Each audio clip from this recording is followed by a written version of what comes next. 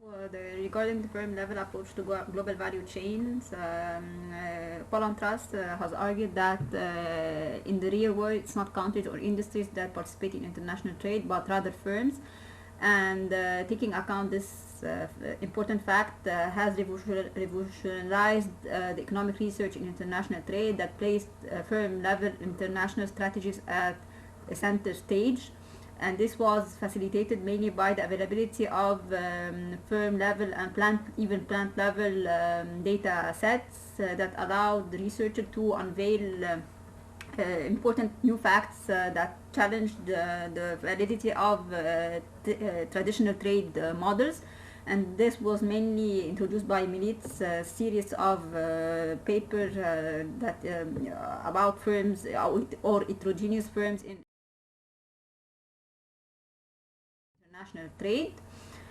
How can we apply the firm level approach to get a better understanding of the rise of the global value chains? For example, when we apply the idea of the fixed cost and how it affects international trades, we argue that in the presence of fixed costs of engaging in global sourcing within the global value chains, and global sourcing, which means that we import intermediate inputs, the use of imported inputs in production will demand that importers attain a minimum efficient scale of production. Like we used to say that in order to be able to export, we have a threshold level of production efficiency that we have to achieve in order to decide to export to a foreign market. Similarly, in the global value chains, we have fixed costs related to the ability to engage in global sourcing or to import intermediate inputs, which means that importers should attain minimum efficient scale of production to be able to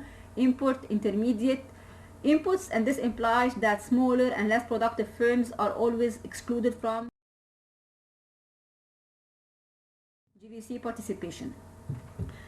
The combination of scale economies and the fixed cost of exporting and importing explain the fact that large firms are able to amortize the fixed cost associated with importing, and they are also large enough to find that exporting is beneficial for them. So there is a selection effect due to the firm size, whether it's large and productive or small and non-productive. Also, selection implies that more or larger and more productive firms are more engaged in backward GVC participation because they use more imported intermediate inputs in their own production.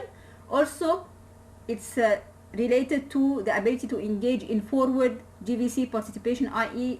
to export to a foreign market, because many firms that import their products are also exporters themselves.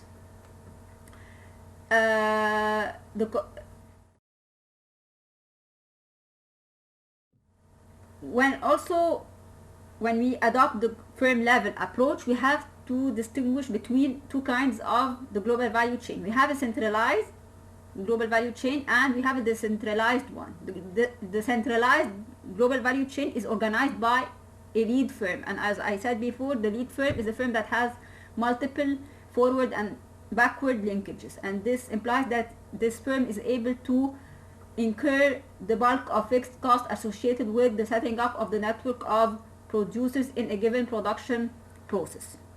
By contrast, the global value chains that are more decentralized, we have several individual producers who themselves they incur the cost to set up the upstream and downstream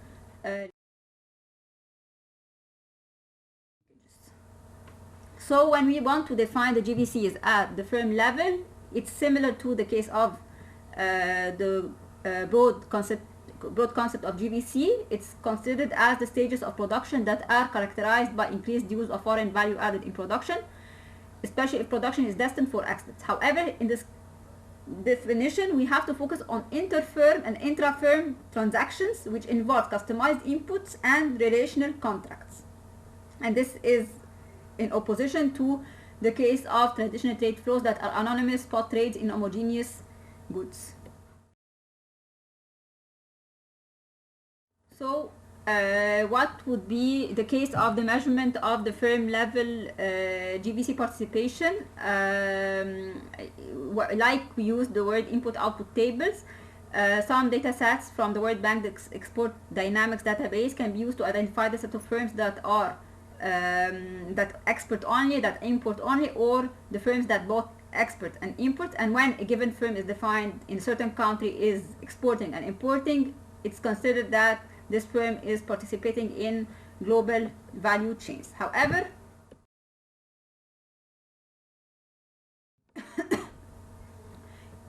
in order to measure or to the intensity of backward and forward GVC participation at the firm level, we have you must make a link between the custom level data across countries and the product level information in order to see whether the imported good by a certain country is an intermediate or a final good, in order to assess whether it's this country will reuse the product to add value to it in order to export the product to another country, so the country is more engaged in GVC participation. Also, when a country is an exporter of intermediate inputs, we have to see whether the intermediate inputs will be reused another time by the importing firm in order to be exported to a third market or not. So it's a little bit complicated at the firm level to assess the degree of, or to measure the intensity of the backward and forward GVC participation, and this requires the integration of the product level information with the custom level data across countries.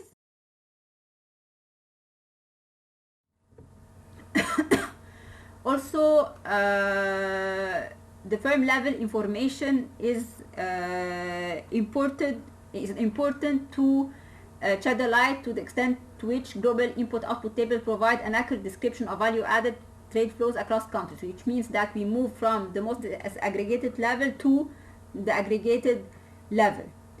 However, in order to calculate the bilateral value trade flows between firms, we have to assume it's assumed that the same combination of inputs is used in production regardless of the destination of sales of a country or an industry's input, but this is not empirically verified. So what are the main determinants of the GVC participation? It's similar to the case of the broad concept of global value chain at the country industry level. Firm level GVC participation is highly shaped by the same factors like the large factor endowments or trade costs or institutional quality. However, for example, it's argued that countries that have large endowments in a certain factor of production will be highly participating in the segments of GVCs that are intensive in these factors of production. Also, lower trade costs and higher institutional quality will increase the likelihood of countries participating in the GVC. However, the two new lessons should be learned when applying the firm level perspective. First of all, some endowments are better measured at the firm level. For example, even if some countries are having low levels of educational attainments, they are able to participate in skilled labor segments of production. Why? Because some firms are able also to attract a critical mass of skilled labor to work for them. Therefore, these firms will be more engaged in the GVC's participation despite the low level of educational attainment, which means that they are relatively scarce in skilled labor force. Also, this implies that what is the characteristics of the country level are totally different from what is done at the firm level. Also, we should account for the fact that for individual firms it's harder to overcome trade costs due to bad geographical location or the existence of a deficient infrastructure or the weak contract enforcement. Also, the market size plays an important role in explaining whether the firm participates or not in the GVCs and whether it's more engaged in the forward or the backward GVCs. However, a large country, when a firm is is having a big size, the firm is more able to amortize the fixed cost associated with the GVC participation, and it's able to fulfill the large volume orders from the importing company. Also, when we apply to the firm level, we have to distinguish between the determinants of the extensive and the intensive margins of trade at the firm level, because the extensive margins of participation in the GVC is defined by the number of countries from which the firm decides to source imported inputs, and the intensive margin of trade is related to the amount of imported inputs, and the determinants may be highly interlinked, like the size of the firm or its own level of productivity. So this is a very important matter to account for when we talk about the GVC participation at the firm level. GVC participation at the firm level, we will examine the same types of consequences as in the broad concept. First of all, higher participation in GVCs generate higher income gains by increasing the productivity of the firm, and this is mainly driven by two forces. First of all, the ability of firms to secure inputs from abroad at lower costs, and this would increase their own productivity. Also, the ability, not only the reduction in costs due to the import of intermediate inputs, but also the ability to export and the increase in the scale of operations, which tends to reduce their average cost in the presence of scale economies.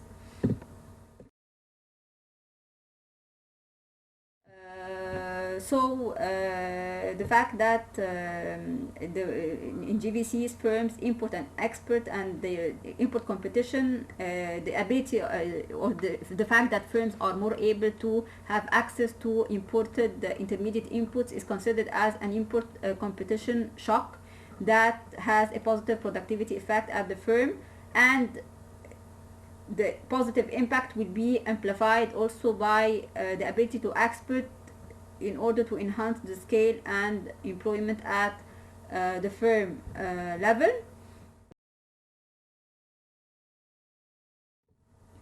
Also, at the firm level, global value chains are considered as a powerful vehicle for technology transfer. Why? Because unlike the case of traditional firms where firms compete against each other, of GVCs, it's a network of firms that have common goals of minimizing production costs and maximizing profits, and also we have accounted for the fact that the stages of production within the GVCs are highly complementary, and therefore this implies that each stage of production is dependent upon the other. So firms in advanced countries will always benefit from the increase of productivity in their own from other firms in less developing countries, even if the incentives of agents are not always or fully aligned, but they will always benefit from each other. So there are mutual interdependence and mutually beneficial transactions. This implies that firms in most advanced countries will always aim at exporting product or process innovations to their peers in less developing countries, which implies that technology transfer is very fluid within the global value chain. Also, regarding the impact on the wage inequality, the same impact will be existing at the firm level. Why? Because mostly the large firms are the most able to benefit from highly participating in the global value chains, and they are more skilled and more capital intensive than other types of firms. This is the case of the superstar firms in the United States, such as Google and Apple. Why? Because they are able to benefit from the existence of the scale economies and the fixed cost of participations.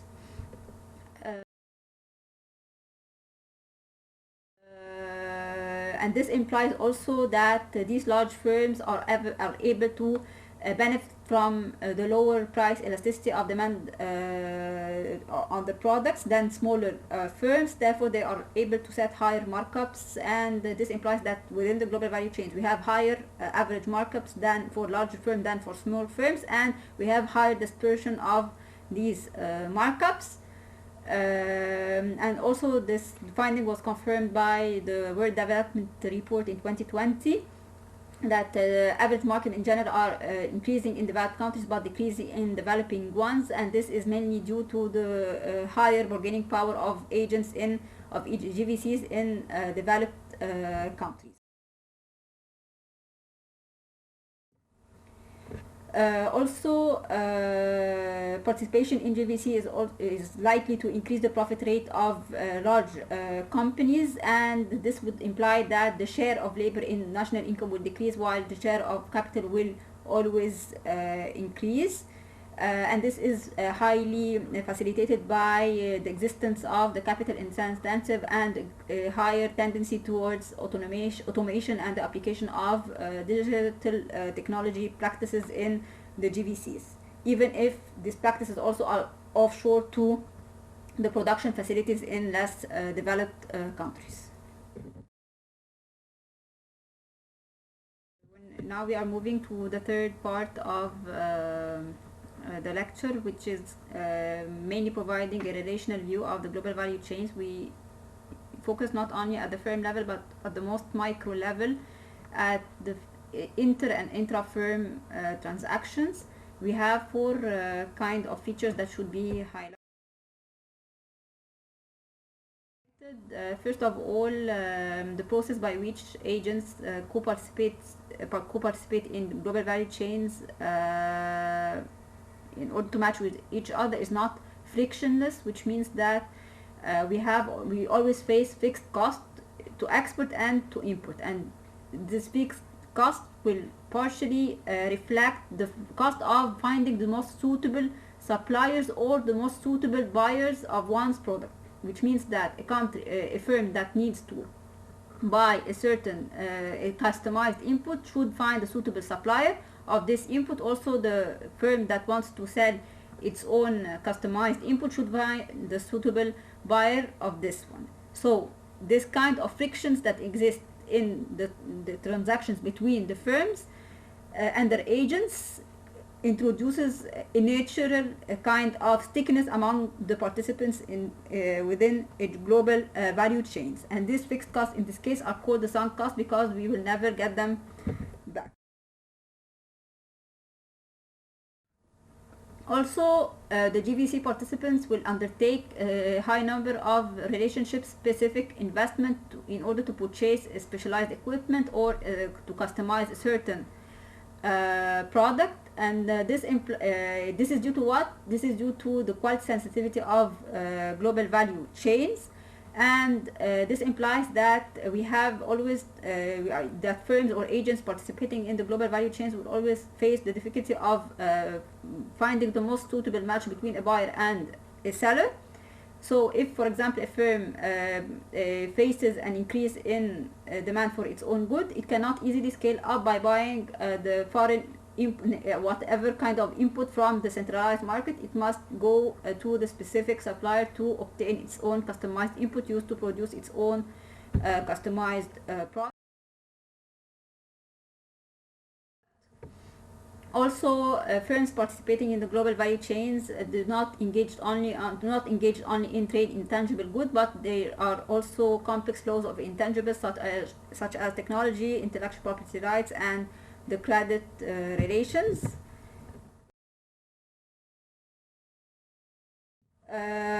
Finally, the GVCs also involve transactions that are highly dependent upon the quality of the legal environment, and this legal environment is essential to bind producers to respect their own obligations and to preclude any technological leakage. So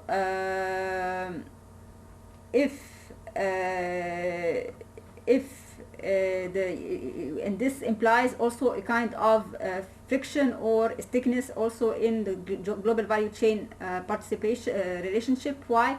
Because firms, when they operate inside their own country, they may find that the legal environment is of a good quality. However, when they try to transact with another firm in another country, they will not face the same kind of contractual safeguards that govern their own exchanges. So this also include to the stickiness. This also contribute to the stickiness of the global value chain relationship.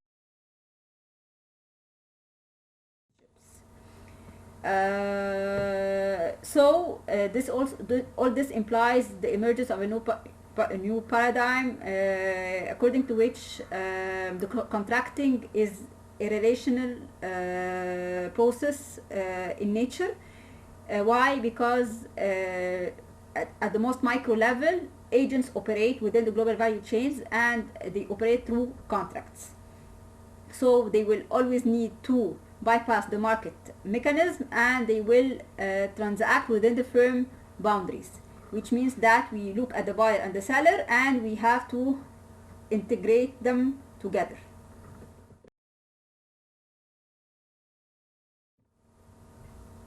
Regarding the measurement of the relational type of global value chain, it's difficult because we have to look at the firm-firm relationships and not at the aggregate level of the firm. So mainly in order to measure the relationship or the linkages between firms within the global value chain, we have to rely on the case studies for specific sectors and countries to have a more colorful or realistic picture of the web of relationship or the web of transactions that govern the global production. Several studies have been focusing on the agricultural markets, the flower industry in Kenya, and on the coffee value chain in Rwanda.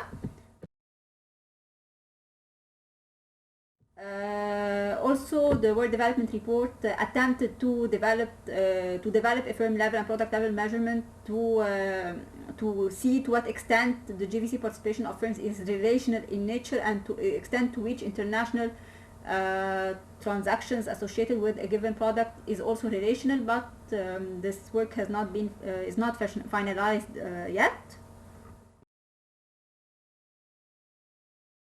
Also, for the relational GVC, we have to define what are the main factors that affect GVC participation for different agents. Factor endowments play a similar role as in the other two concepts, broad and firm concepts, level concepts, but here we have to introduce another key dimension, is that the relational approach to GVCs provide a clearer view of why GVC activity and FDI flows go hand in hand. For example, if some countries they operate tighter controls or they impose more barriers to foreign production processes,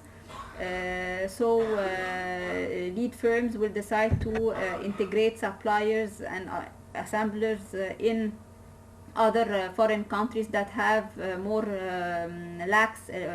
laxer regulations or easier control over production processes, and this may result in intra-firm trade and FDI flows. Also, countries that are able to put in place some policies that are FDI friendly, like tax breaks, or that provide credible mechanisms to protect firms against expropriation, for example, are more likely to participate in the global value chain.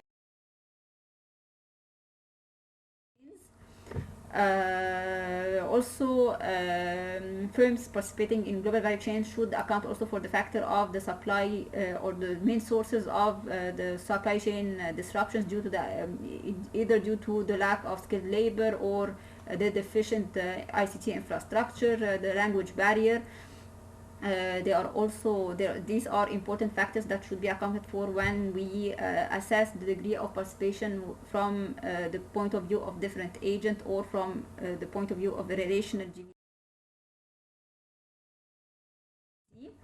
Institutional quality also is important, especially when the GVC involve a high level of specific relationship specific investment or high degree of customization. For example, countries that have a better or strong institutional qualities, they will attract lead firms. Why? Because they are able to discipline the behavior of producer and to avoid any costs related to production delays or deterioration of quality of products or quality debasements. Also, the GVCs involve high degree of intangible flows like credit or intellectual property rights. So countries' financial institutions, quality and intellectual property right protection policy is important determinants of the GVC participation.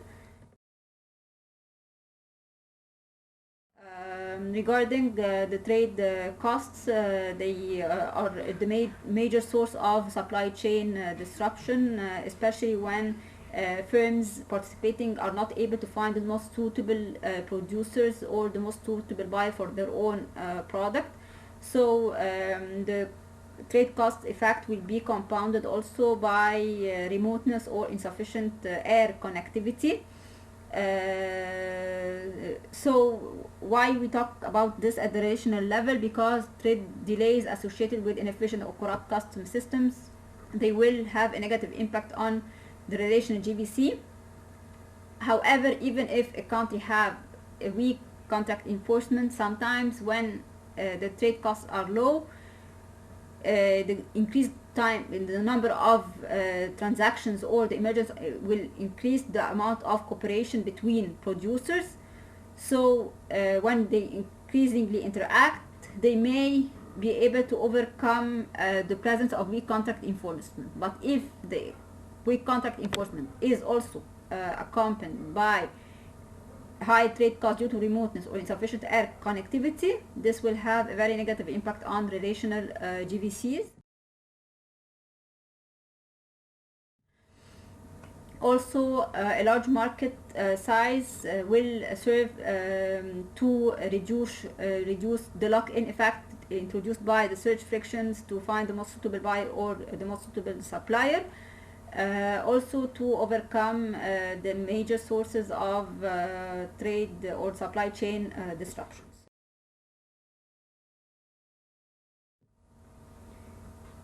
Regarding the consequences of the GVC participation at the relational level, we mainly focus on the vehicle of the role of GVCs as vehicles of technology transfer between firms themselves, because firms, when we talk about the relational level, we talk at the most micro level, and hence we will focus on about the learning effects of exporting and importing, and these learning effects are due to the repeated interactions with highly productive firms in advanced economies. Also, as we said that in a network of GVCs, firms are not competing but they collaborate together. So we have not only a transfer of more productive technologies, but also the transfer of clean environmental standards to less developed countries that could be efficiently carried out via relational GVCs.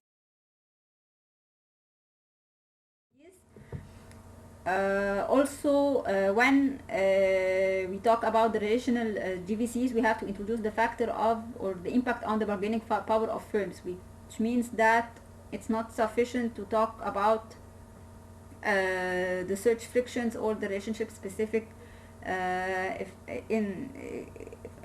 aspects of the relation GVCs, but how this would also impact the bargaining power of firms. Why? Because when we talk about in transaction between agents, this implies that prices could be bilaterally negotiated and not determined by the market clearing conditions. So firms, when they decide to participate in the GVCs, they have to examine the impact of this on the bargaining power of their own firms, especially if we talk about developing countries vis-a-vis large if we talk about small firms in developing countries vis-a-vis large firms in developed ones. And these effect of search frictions and relationship specific friction is also the effect is more negative if it's compounded with bad geographical location or weak contract enforcement.